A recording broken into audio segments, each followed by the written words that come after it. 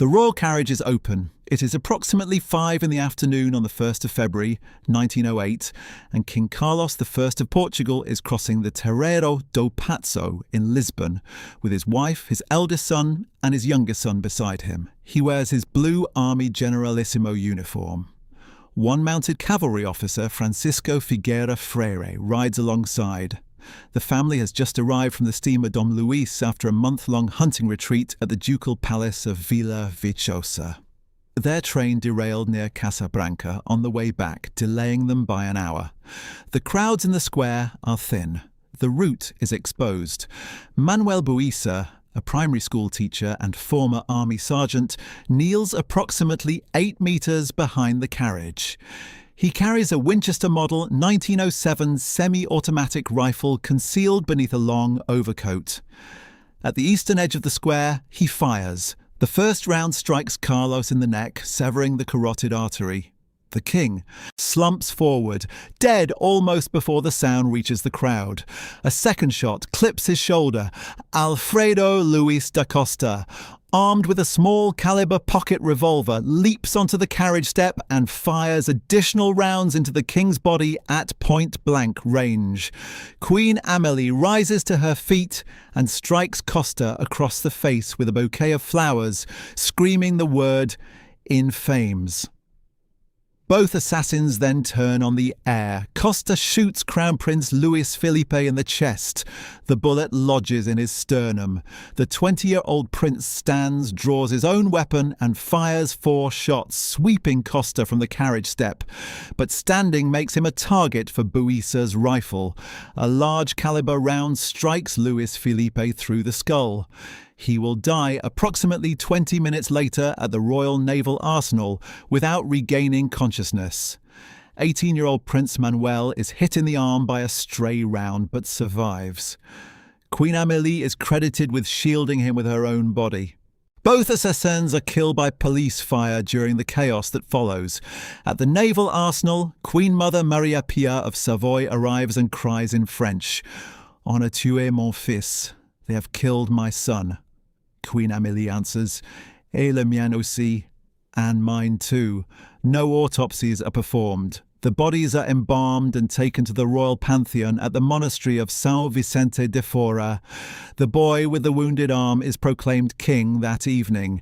He is 18 years old. He has just watched his father and brother die in front of him in the time it takes to cross a public square. He will hold the throne for exactly 2 years, 7 months, and 4 days.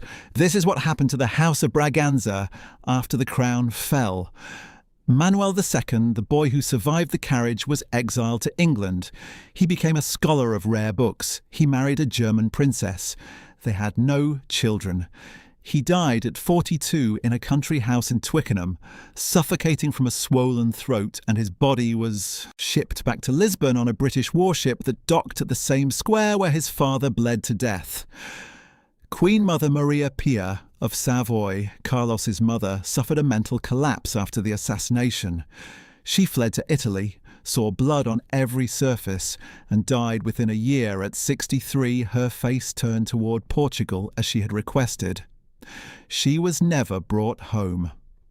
Queen Amélie, the woman who struck the assassin with flowers, lived in exile near Versailles for 4 decades.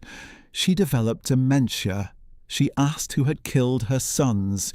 She died at 86, begging to be taken back to Portugal. Infante Afonso, Carlos's brother, married an American in secret, had his pension cut, and died alone in a rented room in Naples with 1 Portuguese servant remaining. And the claim to the throne passed to a line no one expected, the descendants of the usurper Miguel I, exiled since 1834. Duarte Nuno, born on Portuguese soil, placed under a bed in an Austrian castle, spent 40 years waiting in exile before he was permitted to return to a country that no longer wanted a king. His son, Duarte Pio, is alive today.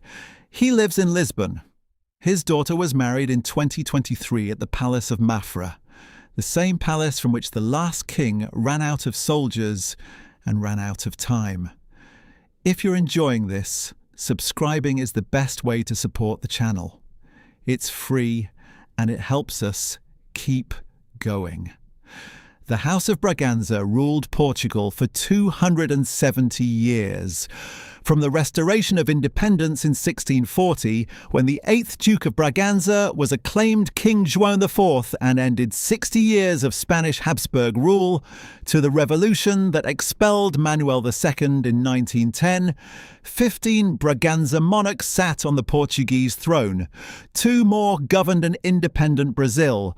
At its greatest territorial extent around 1820, the Portuguese Empire under Braganza rule covered approximately 5.5 million square kilometres across 4 continents: Angola, Mozambique, Guinea-Bissau, Cape Verde, São Tomé and Príncipe, Goa, Macau, East Timor, the Azores, Madeira, and until 1822 Brazil, a territory larger than continental Europe. Catherine of Braganza's marriage to Charles II of England in 1662 brought Bombay and Tangier into the British Empire as dowry, and is credited with introducing the custom of tea drinking to the English court. The Braganzas presided over the largest gold rush in history when Brazilian deposits were discovered in the 1690s, flooding Lisbon with wealth that built churches, palaces and libraries across the empire. The dynasty built the Palace of Mafra, with its 36,000 volumes in a Rococo library that stretches 70 metres. It filled the Ajuda Palace with 18,000 documented diamonds. It commissioned the François-Thomas Germain sterling silver service, the only complete set of its kind surviving anywhere in the world. The ducal palace of Vila Viçosa, the family's ancestral seat in the Alentejo, held the private art collection, the chapel silver, the carriages, and the hunting grounds where Carlos spent his last peaceful days before the train derailed and the carriage entered the square. The palace at Vila Viçosa alone contained over 2,000 rooms. The empire's revenues flowed from Brazilian gold, African ivory, and Asian spice. 270 years of accumulated power, territory, treasure, and architecture. The revolution of 1910 would attempt to erase all of it in a single week. Manuel II was not supposed to be king. He was the second son. His older brother Luis Felipe had been groomed for the throne since birth. Educated in constitutional law, diplomacy and military affairs, presented to the courts of Europe as the future sovereign. Manuel had been educated for a career in the navy. The assassination changed everything in 60 seconds. On the 4th of February 1908, 3 days after watching his father and brother die, the 18-year-old dismissed Prime Minister João Franco, the authoritarian whose dictatorial rule had provoked the crisis that armed the assassins. It was Manuel's first act as king. He adopted the principle of reigning but not governing, and he meant it. He would appoint 7 successive governments in 24 months, each weaker than the last, each unable to contain the Republican movement that had already decided the monarchy's fate. At the Setúbal Congress of April 1909, the Portuguese Republican Party's directorate received an imperative mandate from its membership to overthrow the monarchy by force. The question was not whether, but when. Manuel knew, everyone knew, he was governing a country that had already decided to replace him. The revolution came on the night of the 3rd of October, 1910. That evening, Manuel dined with the visiting Brazilian President-elect Hermes da Fonseca at the Palace of Necessidades. Hours later, Antonio Machado Santos triggered a military rebellion at the 16th Infantry Regiment. By 1 in the morning, revolutionaries had seized the Naval Corps barracks at Alcantara. By 5 in the morning, approximately 200 soldiers and 200 armed civilians from the Carbonaria Sacred Society had entrenched at the Rotunda, the traffic circle at the top of the Avenida da Liberdade, now known as Marquês de Pombal Square. The naval mutiny decided everything. Lieutenant José Mendes Cabeçadas seized the cruiser Adamastor. The crews aboard the São Rafael and the Dom Carlos I also mutinied. Around midday on the 4th of October, 3 warships began shelling the Palace of Necesidades from the Tagus. One shell reached the king's private quarters on the first floor, cracking a mirror in the Renaissance room. That mirror is still there when his prime minister telephoned. To advise fleeing to Mafra or Sintra, Manuel refused. He said that since the constitution did not appoint him any role other than letting himself be killed, he would abide by it. By 2 in the afternoon, the position was no longer tenable. Manuel departed for the Palace of Mafra, arriving at 4 to find 100 soldiers instead of the 800 he expected. The rest were on holiday. On the morning of the 5th of October, José Relvas walked onto the balcony of Lisbon City Hall and proclaimed the Portuguese Republic. The provisional government formed under Teófilo Braga. The monarchy was over. It had taken less than 36 hours. Of all the royal families expelled by revolution, the Romanovs, the Ottomans, the Habsburgs, which do you think adapted best to exile? I'm curious. Let me know in the comments. At Mafra, with 100 soldiers and no prospect of reinforcement, the decision was made to leave. The royal yacht Amelia IV, a 70-metre vessel, built in 1900 by Ramage and Ferguson of Leith, sailed from Cascais. It collected Manuel's uncle, Infante Afonso, from the Cascais citadel, then continued to the fishing village of Ericeira, the nearest anchorage to Mafra. Queen Amélie and Maria Pia joined from Sintra. The royal family boarded via 2 fishing boats, transferring across open water while armed republicans arrived by automobile on the shore. Manuel wanted to sail north to Porto to organise a counter-revolution. The yacht's captain argued they did not carry enough fuel to reach Porto and return to open sea if the city had already fallen. It had. Porto declared for the Republic on the same day. Manuel wrote a farewell letter. He declared himself Portuguese and said he always would be.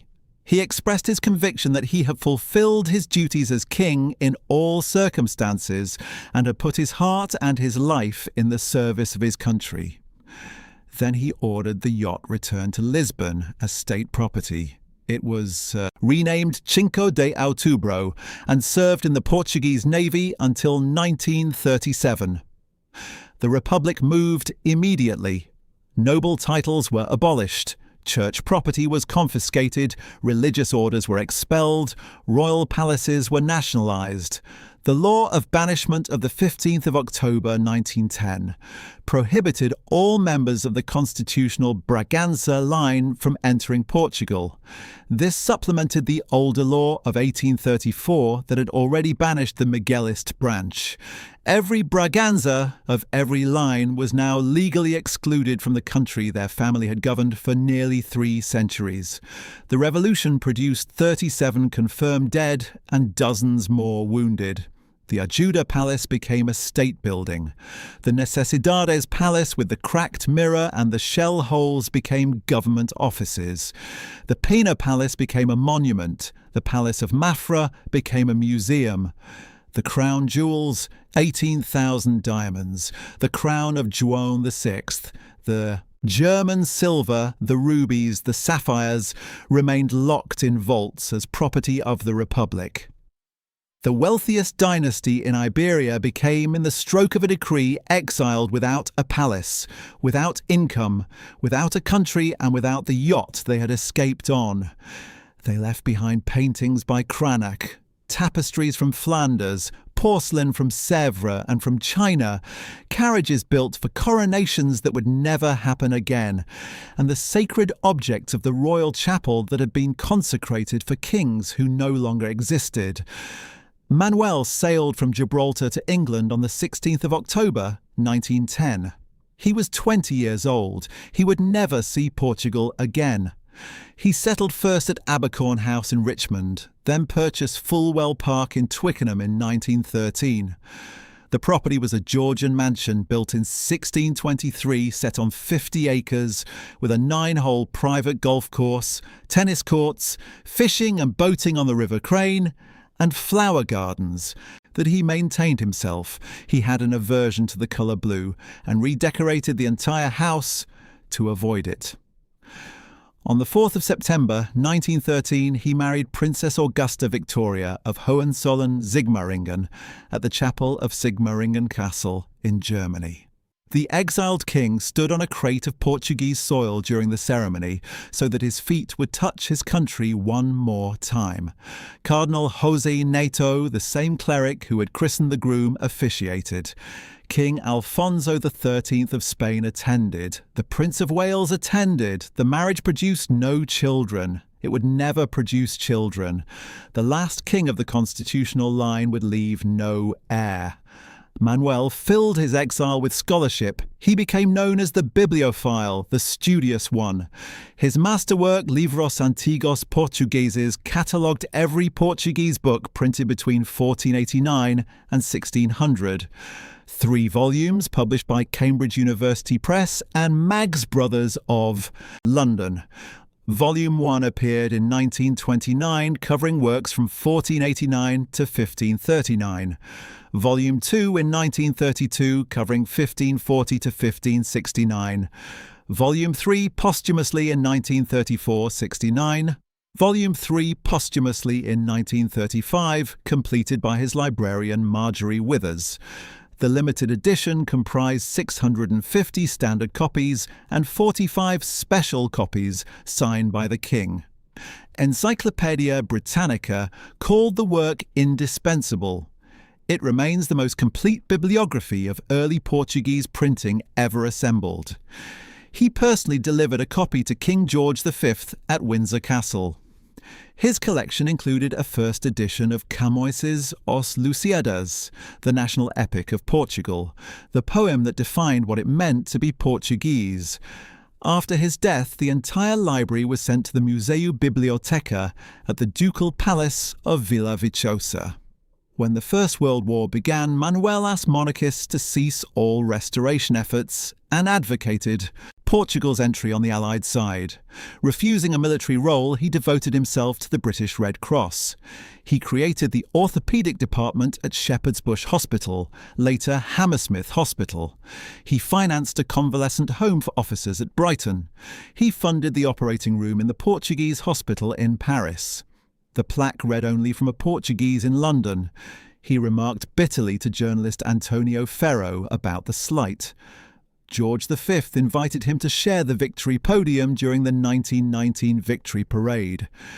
In 1922, the Pact of Paris reconciled the constitutional and Miguelist branches of the dynasty. Manuel recognized Duarte Nuno as his eventual successor. He had accepted that the throne would never be his again. He had accepted that his line would end with him. On the 2nd of July 1932, Manuel died suddenly at Fulwell Park. He was 42 years old. The cause was acute edema of the glottis, a rapid swelling of the tissues around the larynx that caused suffocation. He had attended Wimbledon days earlier and appeared in perfect health. A requiem mass was held at Westminster Cathedral. On the 2nd of August, his body was transferred to Lisbon aboard the British cruiser HMS Concord. The ship docked at the Praça do Comércio, the same square, the same waterfront, 24 years after his father's blood stained the cobblestones. Crowds lined the route as the coffin was carried to the Royal Pantheon at São Vicente de Fora. In his will, written in 1915, Manuel had declared his wish to be buried in Portugal and to transfer his possessions to the Portuguese state. The Fundação da Casa de Braganza was established in 1933 to manage all private Braganza assets. He died a king without a kingdom, a husband without children, a scholar whose greatest work was a catalogue of books printed in a country he could never return to. Aged 42, buried at São Vicente de Fora, beside his father and his brother in the city that had expelled him. Queen Mother Maria Pia of Savoy did not survive the exile by long. She had married King Louis I at the age of 15, bore him 2 sons, and watched the Portuguese court from the inside for over 4 decades. She had lost her husband Luis in 1889, her son Carlos, and her grandson Luis Felipe. In a single minute in the Terreiro do Paço, the assassination broke something in her that could not be repaired. She began seeing blood on walls and floors. She could not sleep. She left Portugal on the 18th of October 1910, escorted by her nephew, King Victor Emmanuel III of Italy. She reached Stupinigi Palace near Turin. She never recovered. She died on the 5th of July 1911, aged 63. Her face was turned toward Portugal, as she had instructed. She was buried in the Basilica of Superga with the House of Savoy. She's one of the very few Portuguese consorts never returned to Lisbon. She had been queen for 20 years and widow for 23. Queen Amélie, the woman who stood in the carriage and struck the assassin with flowers, outlived everyone. She was born a princess of the House of Orléans, the granddaughter of King Louis Philippe of France. She had married Carlos in 1886 and thrown herself into charitable work, founding an anti-tuberculosis league, funding hospitals, earning a reputation as the most active queen consort in Portuguese history. Now she was a widow in a foreign country with nothing. She moved to France, acquiring the Château de Bellevue in Le Chesnay, near Versailles, in 1921. She lived in reduced circumstances for decades, supported partly by the French branch of her Orléans family. In 1945, she visited Portugal for the first time since her exile, 35 years after fleeing on a fishing boat at Erechera. She visited the tombs of her husband and sons at São Vicente de Fora. In her final years, dementia took what exile had not. She forgot that she had been expelled. She asked why she was in France. She asked who had killed her family. She died on the 25th of October, 1951 at Le Chesnay, aged 86, of kidney failure. Among her last words spoken to her attendants, "I suffer so much. God is with me. Goodbye. Take me to Portugal." The Salazar regime ordered a state funeral. Her body was transferred by the frigate Bartolomeu Dias to the Royal Pantheon at São Vicente de Fora. She had been queen for 2 years and exile for 41. Infante Afonso, Duke of Porto, was Carlos's younger brother. He left on the yacht with the rest of the family. He went first to Gibraltar, then to Italy, with his mother, Maria Pia. After her death in 1911, he drifted to Rome, then Naples. In 1917, he secretly married Nevada Studi Hayes, an American woman in a morganatic marriage that scandalized the exiled. Court. Manuel cut his pension. The brother of a king, the uncle of a king, the Duke of Porto, died alone in Naples on the 21st of February 1920, with one Portuguese servant still at his side. He was 54 years old. He left no recognised heirs. He had been the spare to a king who was murdered, the uncle to a king who was exiled, and in the end, he was a man in a rented room in a city that was not his own, with no one from his family beside him. Manuel died childless in 1932. The constitutional Braganza line was extinct. The claim to the headship of the royal house passed to the Miguelist branch, descendants of Miguel I, who had usurped the throne in 1828, fought a civil war against his own brother Pedro IV, lost, and been exiled under the law of banishment of 1834. The Miguelists had been excluded from Portugal for 76 years before the Republic excluded everyone else. Now they were the only Braganzas left. The man who inherited the claim was Duarte Nuno. He was born on the 23rd of September 1907 at Siebenstein Castle in Lower Austria. His birth was surrounded by a piece of dynastic theatre that would define his life. Emperor Franz Joseph of Austria permitted Portuguese earth to be placed beneath the bed so that the child would be symbolically born on the soil of a country he was forbidden to enter. His father, Miguel Januario, abdicated the Miguelist claim in his favour on the 31st of July 1920, when Duarte Nuno was 12 years old. The Pact of Paris of the 17th of April 1922 reconciled the two branches. After Manuel's death a decade later, the majority of Portuguese monarchists accepted Duarte Nuno as the sole claimant. He was educated at the Benedictine Abbey of Étal in Bavaria and studied agricultural sciences at the University of Toulouse. On the 15th of October 1942, he married Princess Maria Francisca of Orléans Braganza at the Cathedral of Petropolis in Brazil. This marriage was more than personal. It united the Miguelist line, descended from the usurper Miguel I, with the Brazilian imperial line, descended from Emperor Pedro II. It healed a dynastic rift that dated to the War of Two Brothers in the 1830s.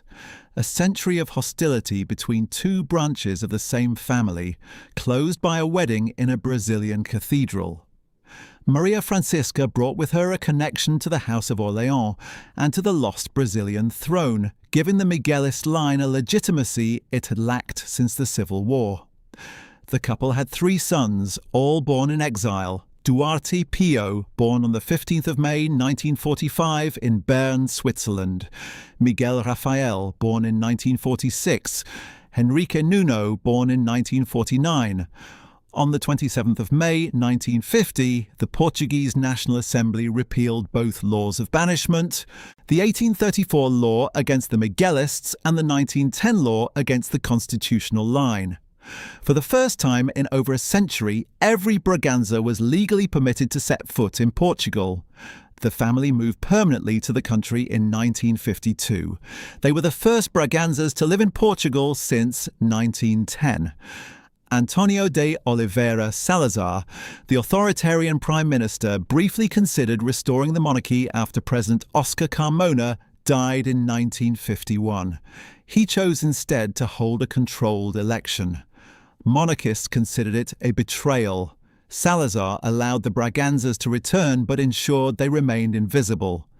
When Duarte Pio appeared in official photographs, the regime's press censors removed him. Years later, Duarte Pio recalled the experience with precision. There was a photo call for the newspapers, he said, and the next day I saw they had pulled me clean out of the picture. Duarte Nuno spent his remaining decades attempting to recover Braganza assets and promote a restoration that never came. His wife Maria Francisca died on the 15th of January 1968. He donated his residence, the Palacio de São Marcos, to the University of Coimbra in 1974, the year the Carnation Revolution overthrew the Estado Novo and established democracy. The new democratic constitution consolidated the republican form of government. No serious restoration discussion occurred. Duarte Nuno died on the 24th of December 1976, aged 69, and was buried at the Augustinian monastery in Vila Viçosa, beside the ancestral seat his family had built and lost and been returned to and never ruled from again. His son inherited the claim and the question of what to do with it. Duarte Pio João Miguel Gabriel Rafael de Braganza was born on the 15th of May 1945 in Bern, Switzerland. His godparents were Pope Pius XII and Queen Amélie of Portugal, the same Queen Amélie who had struck the assassin with flowers in the Terreiro do Paço 37 years earlier. He holds both Portuguese and East Timorese citizenship. After the family's return to Portugal, he attended the Colégio Militar in Lisbon and studied at the Instituto Superior de Agronomia. He served as a helicopter pilot in the Portuguese Air Force in Angola between 1968 and 1971 during the colonial war. He was expelled from Angola by Prime Minister Marcelo Caetano for political outspokenness. A Braganza removed from yet another Portuguese territory by yet another Portuguese government. The pattern was by now familiar. Every generation, a different authority found a reason to push the family further from the centre of power. On the 13th of May, 1995, the feast of Our Lady of Fatima, Duarte Pio married Isabel Inés de Castro Curvelo de Heredia at a ceremony in Lisbon. It was the first marriage of a Portuguese royal on Portuguese soil since Carlos I married Amélie of Orléans in 1886. 109 years between royal weddings in a country that no longer recognized royalty. President Mário Soares attended. Prime Minister Aníbal Cavaco Silva attended. 3 children followed. Afonso, Prince of Beira, born on the 25th of March 1996, the heir to a throne that does not exist. He studied political science at the Catholic University of Portugal and is completing a master's degree in marine economics. Maria Francisca, born on the 3rd of March 1997, studied social and cultural communication. On the 7th of October 2023, she married Duarte de Sousa Araujo Martins, a Lisbon lawyer at the Basilica of the Palace of Mafra, before approximately 1,200 guests. She wore the King Louis diamond tiara, an 1880s piece set with 800 diamonds, originally a gift, from King Louis I to Princess Amélie. Foreign royal representatives attended. The President of Portugal attended. The wedding took place at the same palace where Manuel II arrived in October 1910 to find 100 soldiers instead of 800 before fleeing to a fishing boat at Ericeira. Denis, Duke of Porto, the youngest, was born on the 25th of November, 1999. He maintains the lowest public profile of the 3. None of the children have produced heirs as of 2025. The next generation of the dynasty remains unwritten. Duarte Pio serves today in a space the Portuguese state has never formally defined. He attends state functions as an honour guest. He represents Portuguese heritage in relations with Lusophone nations through the community of Portuguese language countries. He campaigned for East Timorese independence before the cause gained international prominence, and in 2012 President José Ramos Horta conferred Timorese citizenship and the Order of Merit upon him. In May 2006, the Ministry of Foreign Affairs referred to him as Duke of Braganza, then issued a clarification that this was merely a polite courtesy. He is recognised and unrecognised simultaneously. He holds a title the state does not officially acknowledge in a country where 19.7% of the population told pollsters in 2025 that they would prefer a monarchy. The People's Monarchist Party, founded shortly after the Carnation Revolution, consistently polls below 1%. The Portuguese constitution prohibits referendums on constitutional amendments. There is no legal mechanism to restore what was abolished. The question is permanently open and permanently closed. The palaces that the Braganzas built and lost now belong to the republic that took them. The Ajuda Palace is a national museum.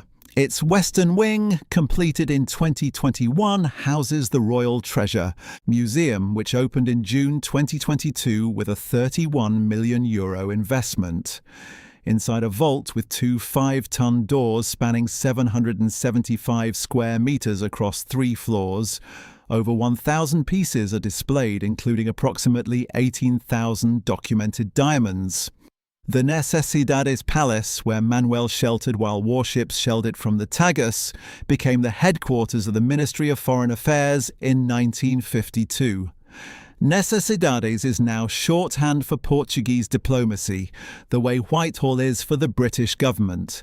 The Pena Palace in Sintra, a UNESCO World Heritage Site since 1995, receives millions of visitors each year. The Palace of Mafra, from which the last king fled, earned its own UNESCO designation in 2019. The crown jewels, the crown of João VI, a 35.8-carat rough diamond from Brazil, a 45-pound gold nugget, the German silver, sit behind vault, doors in a museum that won an international award in 2024. In 2002, 6 of the most valuable pieces were stolen during a loan exhibition at the Museum in The Hague. The Dutch government paid €6 million in compensation. The jewels were never recovered. The ducal palace of Villa Viçosa followed a different path. Because it was private Braganza property rather than crown property, it was never nationalised. Manuel II's will placed it under the Fundação da Casa de Braganza, which opened it as a public museum in 1959. It is still managed by the foundation today. The palace where Carlos I ate his last dinner before boarding the train that derailed, before entering the carriage that crossed the square, before the rifle shot that ended the dynasty's hold on power. That palace still belongs to the family. Not to the family as rulers, to the family as a foundation. The distinction contains the entire arc of the story. The ducal palace of Villa Viçosa is open to the public. Visitors walk the halls where Braganza kings dressed for coronations and undressed for bed. They see the private chapel. They see the hunting collection. They see the library that Manuel II's rare books were sent back to after his death in Twickenham. The last thing Manuel saw of Portugal was the coast of Ericeira from the deck of a yacht he had to return. His great-niece was married in 2023 at the Palace of Mafra, wearing 800 diamonds that once belonged to the Queen, who struck an assassin with flowers. The crown never came back. The family did. And the Braganza name, which 15 kings carried across 270 years and 4 continents, is now carried by a generation that has never known the empire, never seen the throne, and will never sit on it, in a country that erased the monarchy from its constitution, but still invites the Duke to dinner. The Braganzas lost their throne. But they were not the only dynasty expelled by revolution in the early 20th century. The Ottomans ruled for 623 years, longer than any European dynasty in history. When Turkey abolished the caliphate in 1924, every member of the imperial family was given 24 hours to leave the country. What happened to them is a story of exile on a scale the Braganzas never experienced. That story is next.